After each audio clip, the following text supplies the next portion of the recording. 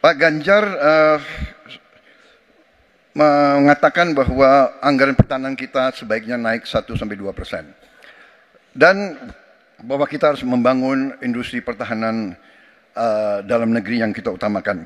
Pertanyaan saya, kalau kita menaikkan sampai dengan 1-2%, bagaimana sikap Bapak dalam mengambil keputusan tentang teknologi yang mana yang kita prioritaskan dalam peningkatan pertahanan itu? Postur mana? Daratlah, lautlah, udara, atau ketiga-tiganya, atau kita mengarah ke teknologi yang lebih canggih lagi? Terima kasih. Baik, masih ada waktunya Bapak? Cukup. Baik. Kami persilakan Bapak Ganjar untuk menjawab pertanyaan dari Pak Prabowo. Waktu Anda 2 menit, silakan Bapak. Terima kasih. Mudah-mudahan saya didudukkan di tengah, memang agak mendinginkan dua kawan saya kiri kanan. Terima kasih Pak Prabowo. Mana pilihannya dari matra itu? Proporsional Pak.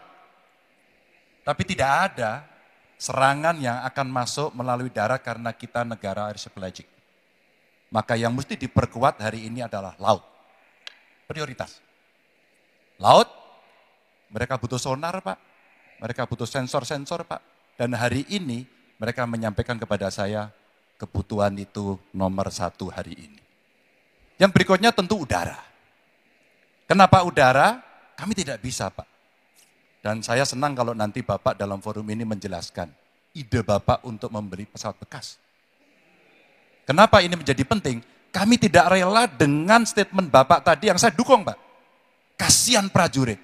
Pak, kalau pilotnya itu mesti dilatih 3 tahun, pesawatnya bekas Pak.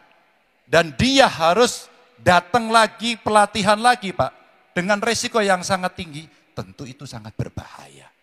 Maka peningkatan itu Pak di awal saya sampaikan, kenapa pertumbuhan harus tinggi? Kenapa industri dalam negeri menjadi prioritas? Bahkan saya sebut tadi, tank dibuat di mana, heli, fregat, cyber dibuat di mana, agar kita bisa konsisten dalam perencanaan pembangunan, termasuk ketika kita membuat kapal selam yang sudah dimulai dari PT PAL. Yang kerjasamanya kalau tidak salah Bapak batalkan dengan Korea Selatan. Tolong Pak kalau saya keliru, ini kesempatan Bapak Yang untuk mana? bisa menjelaskan. Yang mana Dengan PT PAL yang kerjasama dengan Korea Selatan. Kapal selam. Pak Prabowo. Jadi nanti itu. Ini nggak apa-apa kalau saya terima sebenarnya debat sebenarnya seperti ini. Kalau boleh tanya jawab langsung. Baik, silakan Bapak Ganjar, silakan. Oke. Silakan Pak dilanjutkan, masih ada waktu. Masih ada waktu Pak Ganjar. Ya, ya karena sudah selesai. The stage is yours Pak, silakan. Baik, silakan Pak Prabowo, waktunya 1 menit.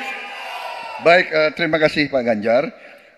Kesempatan saya bisa menjawab. Jadi, alat perang itu usianya kurang lebih 25-30 tahun.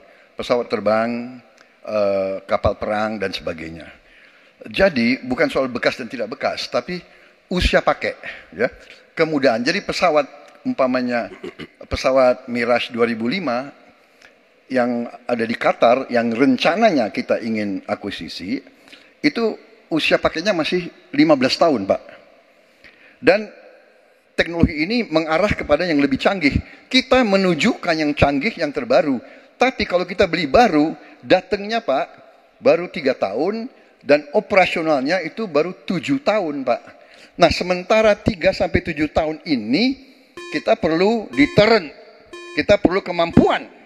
Itu maksudnya latar belakang. Jadi saya kira itu yang bisa saya jelaskan, tapi waktu yang singkat tidak cukup. Baik, waktu sudah habis. Saya kembali ke Capres nomor 3.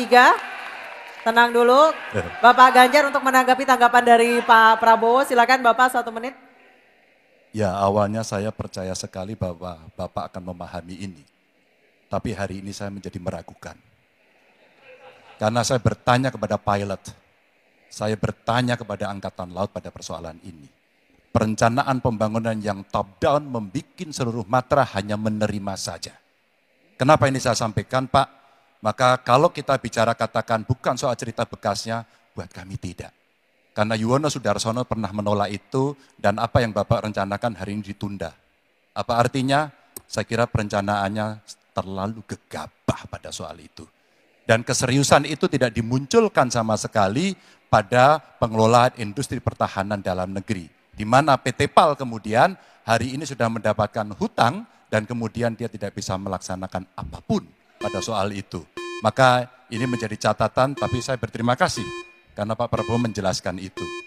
Dan mudah-mudahan masyarakat menjadi jelas posisinya. Baik, waktunya. Baik, terima kasih Pak Ganjar, Pak Prabowo dan Pak Anies. Kita berikan aplaus yang meriah untuk ketiga calon presiden kita.